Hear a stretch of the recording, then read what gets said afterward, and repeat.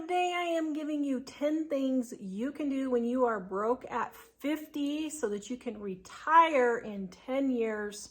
When you are in your 60s, 10 to 15 years, depending on how broke you are. The first thing to do is stop eating out. I know, you're 50, you've got kids, you've got parents you're taking care of, maybe grandparents you're taking care of. You're tired. You've been working for 30 years. You're tired. You don't feel like cooking anymore. You're tired. Sorry, but if you are broke in your 50s and you want to retire in your 60s, you are going to have to stop eating out. Something like our Dining on a Dime cookbooks, guys. It's the last couple of days of our Black Friday sale right now in the description below. Get you a good cookbook like our Dining on a Dime cookbook. Ingredients that you have on hand, easy, fast recipes. I am a 50-year-old mom. I feel like my hair is on fire more days than not. For the last 30 years, I feel like my hair has been on fire. And guess what? I have never, ever, ever, ever, ever, ever, ever, ever, ever, I have never, ever just gone to get takeout, ordered DoorDash, ordered pizza, just gone to the fast food place just because I'm tired and I don't feel like cooking. That is not okay. You cannot afford it, period. You just cannot. I have never done that when I'm tired. If that's the situation and you're just that tired, make yourself some scrambled eggs and toast. Have yourself some cereal and a bowl of fruit, oatmeal with some nuts or some fruit.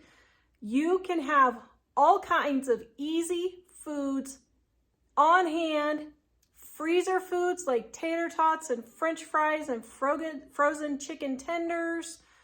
Use those items. If you are eating out and you're spending to the tune of $40 to $50, $60, $70, eat out just because you're tired, get you some convenience foods. I never spend more than 20 minutes cooking dinner. Most dinners are 10 or 15 minutes. I have chronic fatigue syndrome and fibromyalgia. I'm tired.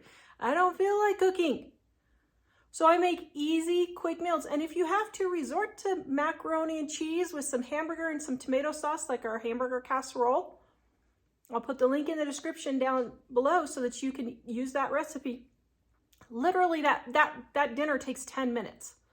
Add some celery, carrots, sliced up apples, oranges, and you've got dinner. But stop eating out. The next one is stop buying new cars or even expensive used cars you can't afford. Don't give me none of that business about your car breaking down. Your car is not going to break down any less when it's used versus new.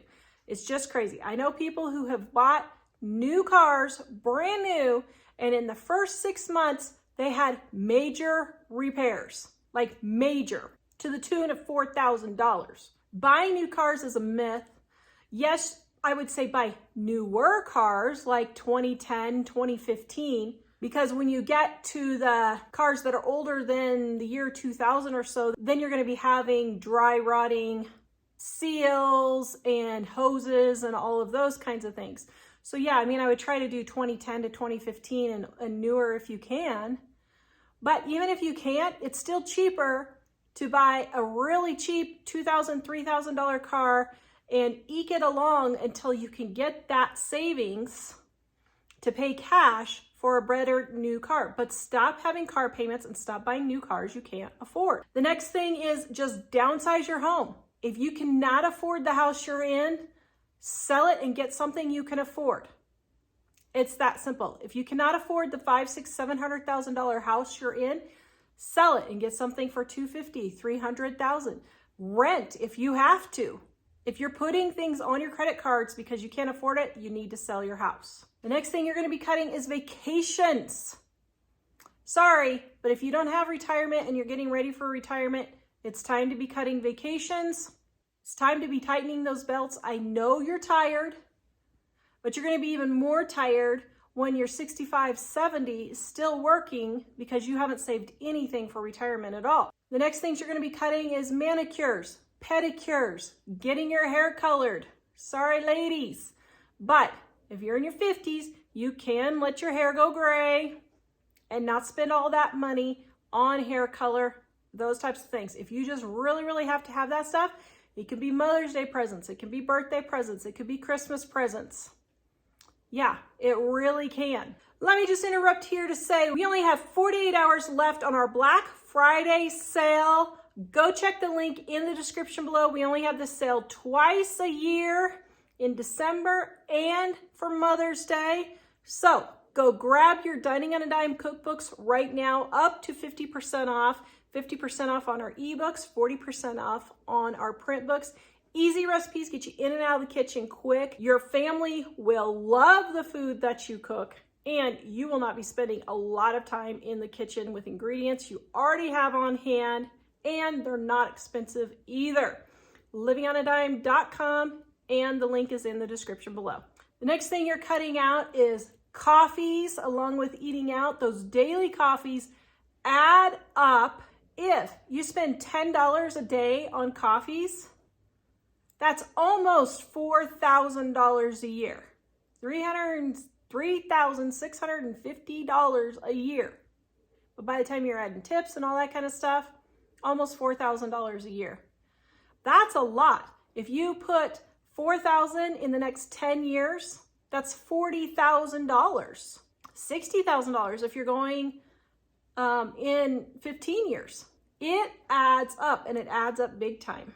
You're cutting out all of your toys, the RVs, the 4x4s, the snowmobiles, all of the fun trucks, tractors, all those things. I get it if you have land or something and you need a special, mower or something to mow all your property, that type of thing. I have been in that situation, but you can get a $500 mower versus a $5,000, $15,000 mower.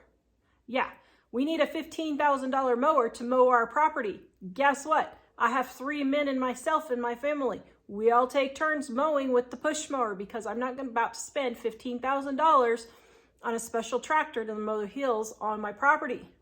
We will just keep mowing our 20 minutes a day in the spring and fall for those 2 or 3 weeks when it gets really bad here, and that's the only time we have rain, thankfully. So we only have to do that for probably 6 or 8 weeks out of the year. But we're not going to spend $15,000 on a tractor when we don't have to, and we can still push mow it.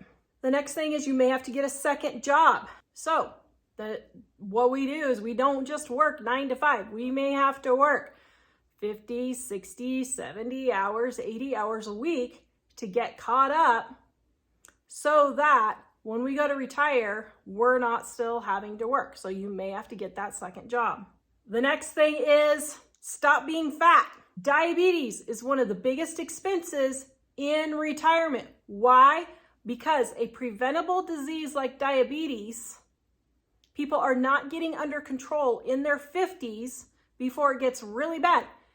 Start exercising, start eating more vegetables and less sugary stuff, cut back on portion sizes, and you will lose weight. Diabetes is a preventable disease.